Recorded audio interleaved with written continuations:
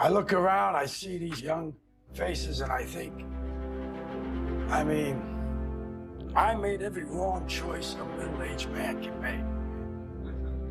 I pissed away all my money, believe it or not.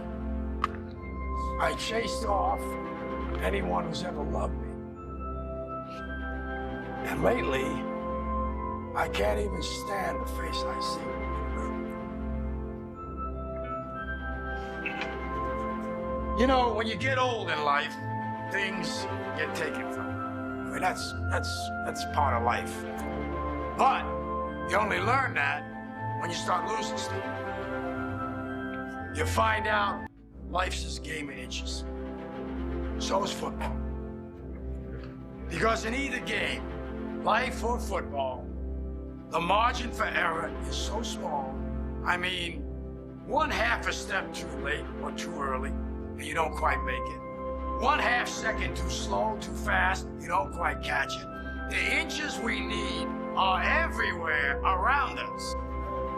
They're in every break of the game, every minute, every second. On this team, we fight for that inch.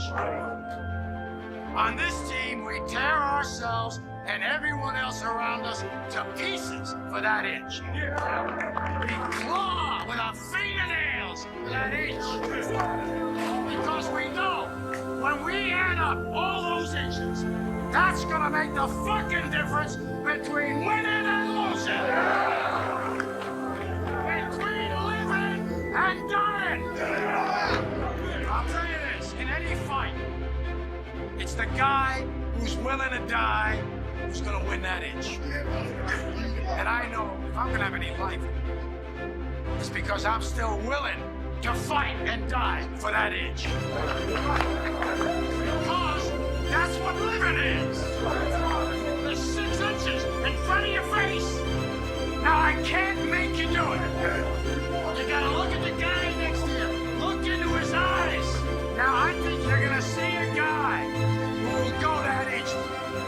You're gonna see a guy who will sacrifice himself for this team because he knows when it comes down to it, you're gonna do the same for him.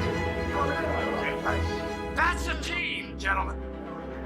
And either we heal now as a team, or we will die as individuals. That's football, guys.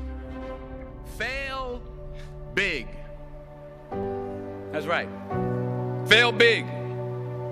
Today's the beginning of the rest of your life, and it can be very frightening. It's a new world out there. It's a mean world out there, and you only live once.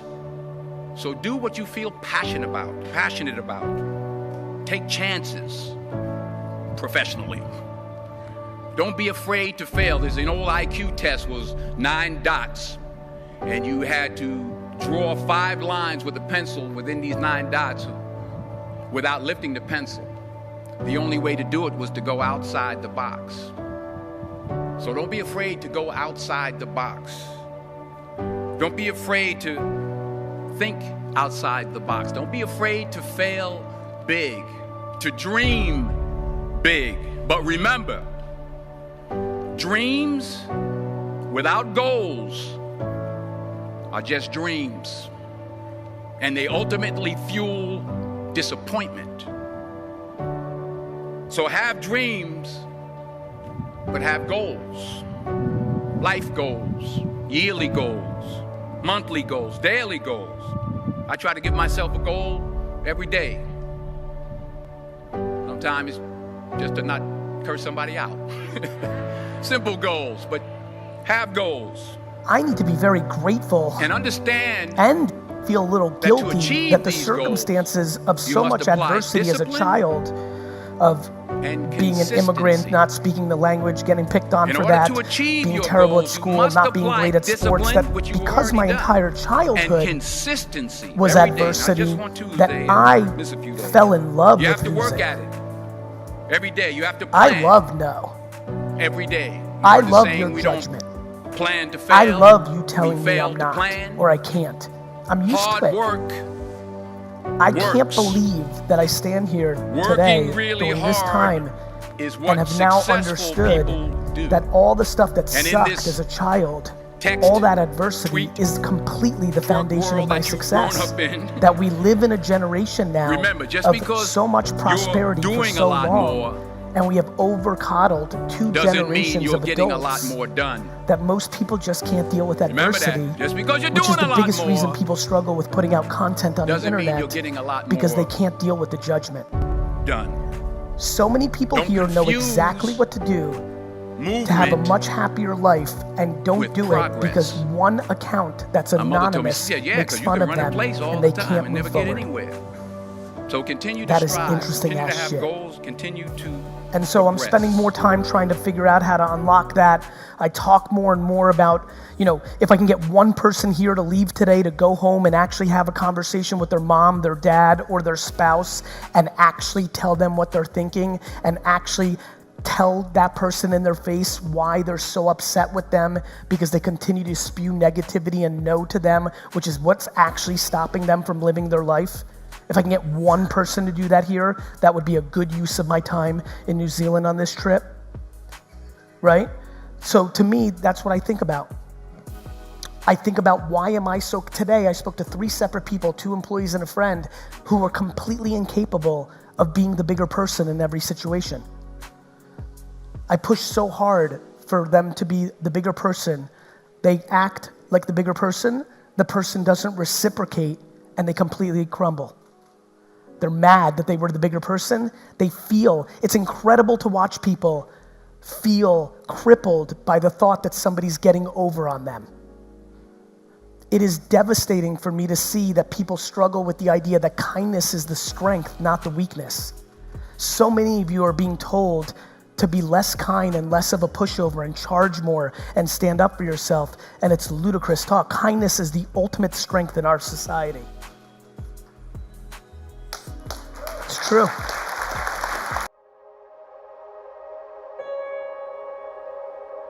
As Theodore Vail noted, real difficulties can be overcome. It's only the imaginary ones that are uncomfortable. The reason that I love that is because it is a powerful reminder. At the end of the day, you're choosing what to believe. At the end of the day, all those things in your head that seem like you could never get over them, you've made them up. You've decided to obsessively focus on those things. And as Oprah said, what we dwell on is who we become. And think about that for a second. Think about today. Just audit your thoughts. What did you spend your time thinking on? Did you obsessively think about the way that things could go right? Or did you obsessively think about the things that could go wrong? All the myriad ways that you need to protect yourself. And that's how it feels. In the moment, you think, I'm just planning for the worst case scenario. I'm thinking through all the ways that something could go wrong so that I can be prepared for it, not understanding that what you're doing is focusing on all the ways that it could go wrong. They're imagined futures. They are not real. And in that, like a race car driver goes where the eyes go, you will go where your thoughts go. You will become your thoughts. So instead of boxing yourself in and thinking only about all the different ways that something could be bad, could break, could fall to pieces, think about all the things that you could do if you take the action, all the myriad ways that things could come to your aid and work out for the better. Obsessively think on that and let failure be a total fucking surprise. In that, you will take the actions that you need to be successful. But first, you've got to train yourself to obsess over all the ways your life could go right. From there, you'll act.